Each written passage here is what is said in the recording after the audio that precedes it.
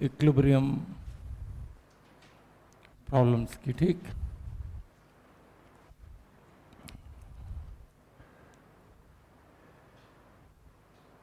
किसी बॉडी को हम इक्विलिब्रियम में तब बोलते हैं जब उस पर नेट फोर्स जीरो हो। ठीक, a body is said to be in equilibrium if net force acting on it is zero. अब फोर्स वेक्टर क्वांटिटी है तो इसका मतलब उसका आई कंपोनेंट भी जीरो होना चाहिए और जे कंपोनेंट भी जीरो होना चाहिए। तो इसका मतलब है कि नेट फोर्स जीरो होने का मतलब है कि उस पर सिग्मा एफ एक्स भी जीरो होना चाहिए और सिग्मा एफ वाई भी जीरो होना चाहिए। सिग्मा एफ एक्स जीरो होने का मतलब है कि जितना फोर्स हॉरिजॉन्टल में है वो सारा का सारा बैलेंस होना चाहिए। सिग्मा एफ वाई का मतलब है जीरो होने का कि जितना फोर्स वाई डायरेक्शन में है वो जीरो होना चाहिए। इसका सीधा मतलब ये है कि जितना फोर्स आगे लगा उतना पीछे लगा तो सिग्मा एफ एक्स जीरो, जितना फोर्स ऊपर लगा उतना ही नीचे लगा तो सिग्मा एफ वाई भी जीरो। ठीक,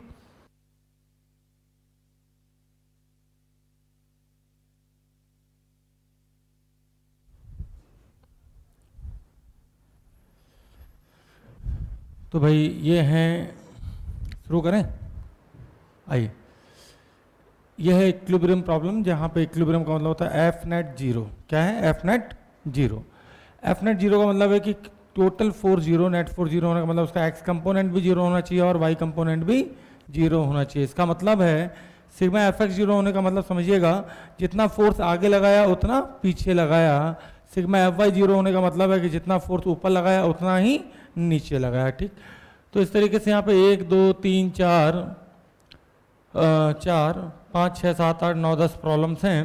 ठीक, पहले सवाल में हमें क्या करना है भाई, कोई बॉल है n1 n2 नॉर्मल एक्शन लग रहा है, दो वेजेस के बीच में फंसी हुई है और दोनों से n1 n2 नॉर्मल एक्शन लग रहा है, तो हमें n1 n2 निकालना है इन टर्म्स ऑफ mg, या m की वैल्यू 10 kg ले लीजिए। इसी तरीके से दूसरे सवाल में भी हमें n1 और n2 निकालना है इन टर्म ऑफ mg। ठीक, तीसरे सवाल में हमें एक गेंद दे दी गई है जो रस्सी से बंधी हुई है दीवार से होते हुए, लेकिन यहाँ से टच भी करेगी तो यहाँ से लगेगा नॉर्मल एक्शन, रस्सी में लगेगी टेंशन। कोई दिक्कत यहाँ पे? ठीक, चलिए भाई। तो इसी तरीके से हमें बाकी सवालों में भी टेंशन निकालना है, किसी में नॉर्मल एक्शन निकालना है। ठीक, तो एक एक करके इन्हें डील करते हैं। ठीक, आइए।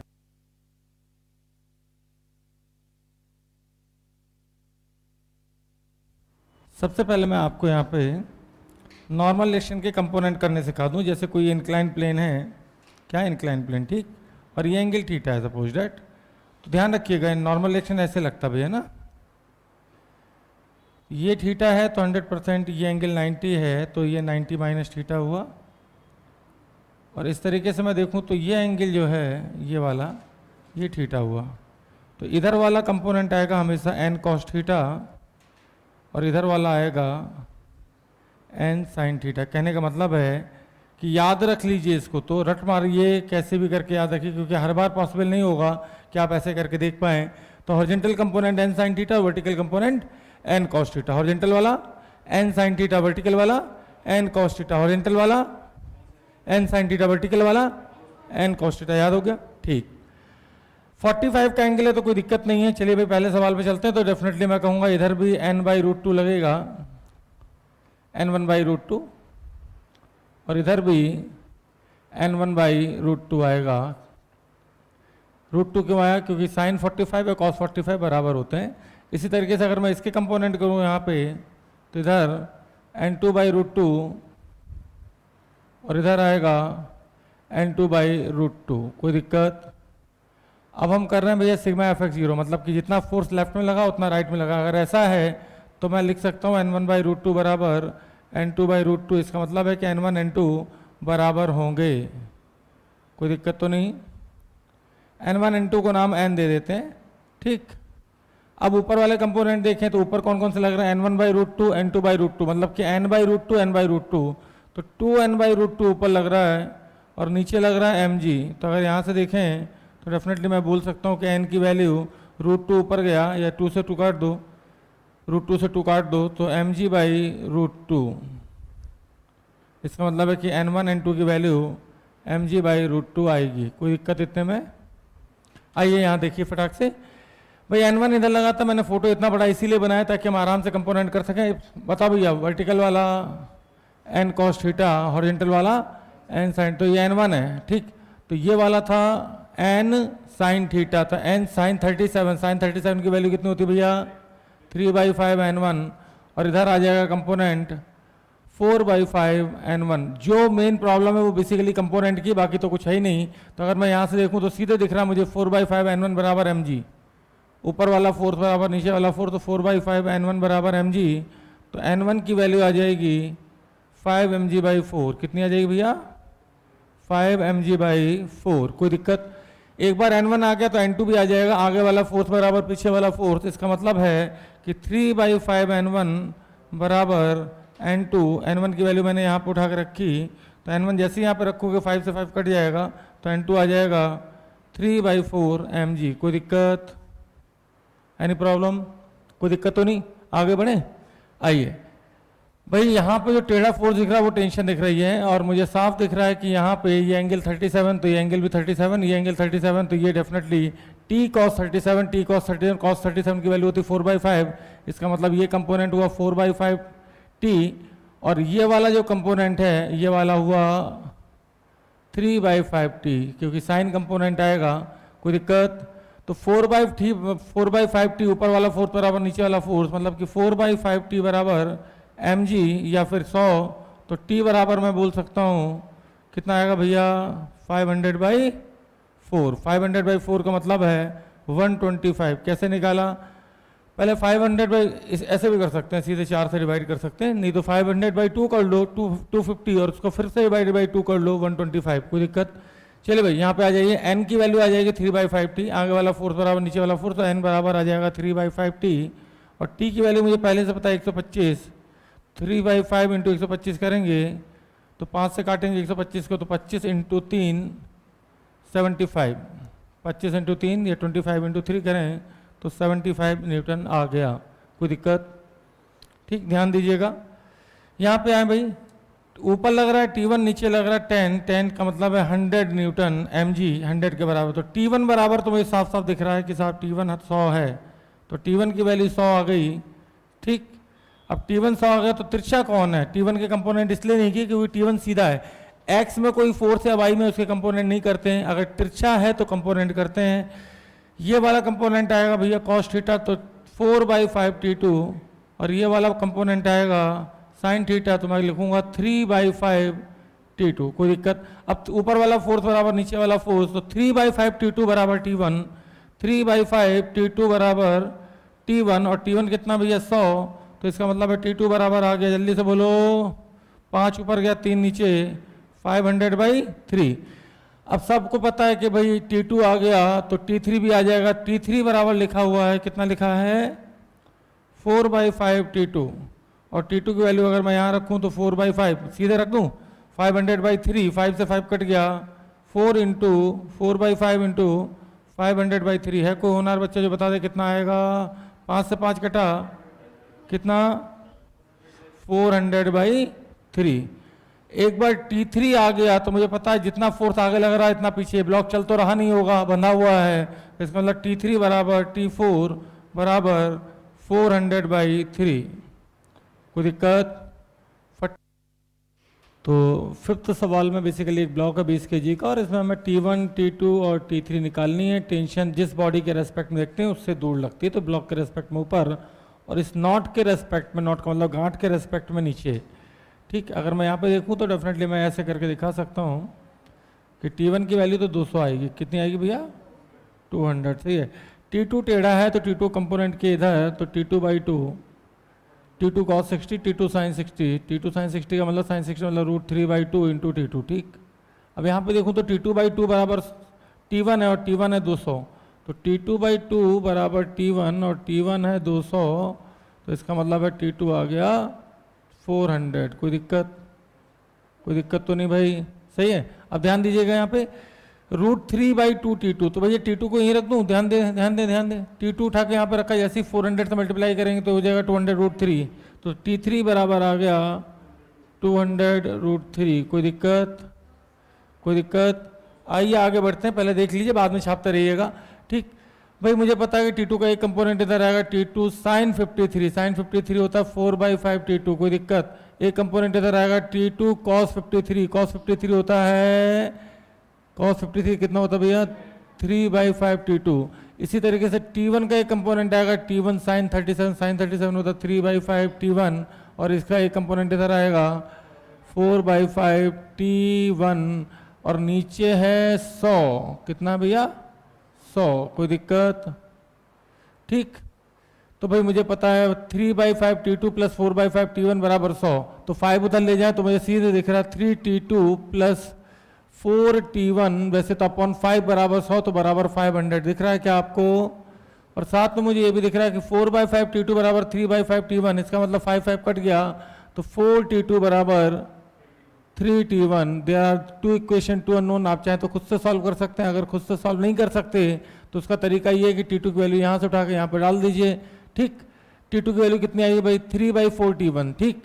T2 की वैल्यू आएगी 3/4 T1। तो चलो यहाँ पे ऊपर सॉल्व करते हैं, तो 3 इंटू 3/4 T1 प्लस 4 T1 बराबर 500, सही है।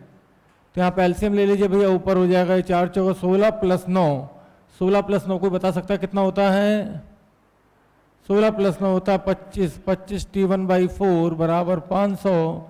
तो भाई मुझे तो यहाँ से साफ साफ दिख रहा है 25 से इसको काटेंगे तो 20, तो T1 कितना आया भैया, T1 80 आ गया साहब, T1 80 आ गया, T1 80 आ गया, तो T2 80 रख दो। T2 की वैल्यू होती है 3/4 T1, और T1 है 80, तो 80 यहाँ रखेंगे तो ये आ जाएगा 16 न्यूटन, कोई दिक्कत। आइए साहब ऐसे यहाँ पे भी करते हैं, सारी कैलकुलेशन तो मैं नहीं करूँगा लेकिन फिर भी कुछ कुछ मैं कर देता हूँ। तो यहाँ पे आ जाएगा भैया इसका कॉस कंपोनेंट, तो T2/2, और यहाँ पे आ जाएगा साइन कंपोनेंट, तो √3 T2/2, कोई दिक्कत। T1 का यहाँ पे देखें तो साइन कंपोनेंट, तो T1 sin 30 1/2, और ये हो जाएगा √3 T1/2, कोई दिक्कत। और ये जो टेंशन है ये तो 100 के बराबर है, तो जैसे हमने पहले सवाल किया था कि आप दोबारा वैसे कर पाएंगे। दो इक्वेशन बनेंगे, इक्वेशन में बना देता हूँ भाई T2 प्लस √3 T1/2 बराबर 100, तो सीधे मैं लिख दे रहा हूँ 200, कोई दिक्कत। पहली इक्वेशन तो ये बन गई, दूसरी इक्वेशन क्या बनेगी भाई, √3 T2 बराबर √3 T2/2 है वैसे तो, लेकिन बराबर T1/2, मैं क्यों फालतू दिमाग लगाऊँ, 2 से 2 कट गया। T1 की वैल्यू कितनी आ गई भैया, T1 की वैल्यू कितनी है √3 T2, यहाँ पर रख दें। तो जैसे ही मैंने यहाँ पर रखा तो ये हो जाएगा T2 प्लस √3 T1 की वैल्यू ऑलरेडी √3 T2 बराबर 200। क्या आप देख पा रहे हैं कि √3 इंटू √3 होता है 3, तो 3 + 1 4 T2 बराबर 200, तो T2 बराबर 50, T2 50 आ गया। तो T1 कितना आएगा, T2 50, तो T1 आ जाएगा 50 √3, कोई दिक्कत, पक्का। आइए यहाँ आ जाइए, ये सवाल तो √2 देख के लग रहा है थीटा 45 होगा, क्योंकि किसी और में 45 आता ही नहीं है, √2 आता ही नहीं है, ठीक। फिर भी हम करेंगे, चलिए भाई। यहाँ पे T1, यहाँ पे T लगा, यहाँ पे T लगा, टेंशन दोनों तरफ टेंशन सेम इसलिए होगी क्योंकि दोनों तरफ इक्वल मास लटक रहे हैं, mg, तो T बराबर mg, इधर से भी T बराबर mg, ठीक। अब इसके ये वाले कंपोनेंट तो आपस में कैंसिल हो जाएंगे, T sin थीटा आपस में कैंसिल होगा, और ऊपर बचे T cos थीटा, इसका भी और इसका भी T cos थीटा, तो ये हो जाएगा मिला के 2T cos थीटा। क्या हो जाएगा 2T cos थीटा बराबर √2 mg, कोई दिक्कत। तो 2T cos थीटा बराबर √2 स्मॉल mg, जबकि यहाँ से देखें तो T बराबर क्या है भैया mg है, तो T की वैल्यू mg डाल दें अगर, तो T की वैल्यू mg डाली तो डेफिनेटली मैं कहूँगा mg से mg कट जाएगा, mg से mg कट गया, और यहाँ पे cos थीटा की वैल्यू आ गई 1/√2 करेंगे तो 1/√2, मतलब कि थीटा जो है वो 45 है। वैसे पूरा सॉल्व करने की जरूरत नहीं थी, कोई दिक्कत यहाँ पे, कोई दिक्कत यहाँ पे आई है। किसी ने पूछा कि साहब इस सवाल का क्या किया जाए, इसमें कौन बड़ा कौन छोटा, तो मैं कहूँगा जैसे अभी कर रहे थे बिल्कुल वैसे ही कीजिए, ठीक। इसमें कहा गया इस सवाल में यहाँ पे कैपिटल M डांग दिया गया, यहाँ पे √2 m की कैपिटल M, और पूछा गया इनमें से कौन सा करेक्ट है, कैपिटल M 2m से बड़ा, कैपिटल M 2m से छोटा, या कैपिटल M 2m के बराबर, या फिर इनमें से कोई नहीं, ठीक। तो बड़ा आसान है साहब, ध्यान दीजिएगा एक बार फिर से, सवाल वही सोचना ही। टी ऊपर mg नीचे, जबकि यहाँ पे टी साइन थीटा का कंपोनेंट तो आपस में कैंसिल हो गया था, जबकि ऊपर बचा था 2t कॉस थीटा। कितना बचा था भैया? 2t कॉस थीटा, जबकि 2t कॉस थीटा बराबर है कैपिटल mg के और t बराबर है स्मॉल mg के। ठीक, कोई दिक्कत तो नहीं। तो यहाँ पे मैं थोड़ा सा रब करना चाहूँगा। 2t कॉस थीटा यहाँ पे लिख दूँ भाई, इस सवाल को मैं सॉल्यूशन यहाँ कर दूँ तो 2t कॉस थीटा बराबर है कैपिटल mg, जबकि t बराबर है स्मॉल t बराबर है mg के। तो 2 स्मॉल mg कॉस थीटा बराबर कैपिटल mg। यहाँ से अगर g से g कैंसिल कर दें तो मुझे अच्छे से पता है कि m/2m, ओके सॉरी, g से g कैंसिल, तो m/2m की जो वैल्यू है वो कॉस थीटा के बराबर है।